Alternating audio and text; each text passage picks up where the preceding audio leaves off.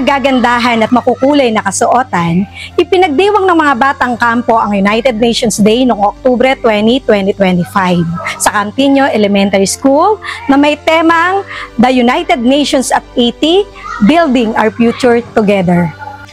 Dahil nasa alternative delivery mode ang mga mag-aaral sa kani-kanilang mga tahanan, ipinamalas pa rin nila ang pagiging malikhain at masiglang pakikiisa sa selebrasyon sa pamamagitan ng pagsusuot ng makukulay at tradisyonal na kasuotan ng iba't ibang bansa sa mundo.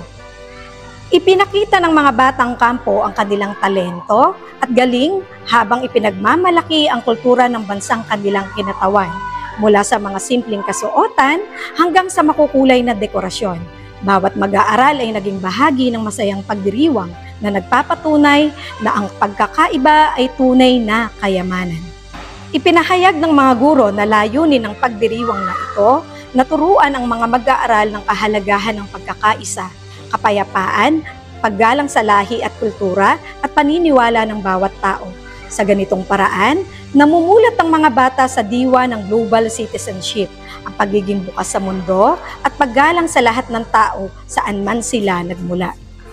Ipinamalas ng Cantinio Elementary School na kahit sa panahon ng pagbabago sa paraan ng pag-aaral, hindi kailanman mawawala ang diwa ng pagkakaisa at pagkakaibigan sa bawat batang kampo.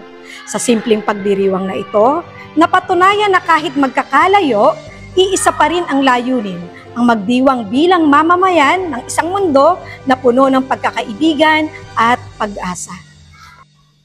Ako si Mary Grace T. Bruan, teacher reporter ng Cantinio Elementary School sa pamamatnubay ni Principal 3, Dr. Trinidad G. Beltran, nag-uulat para sa DepEd Hour.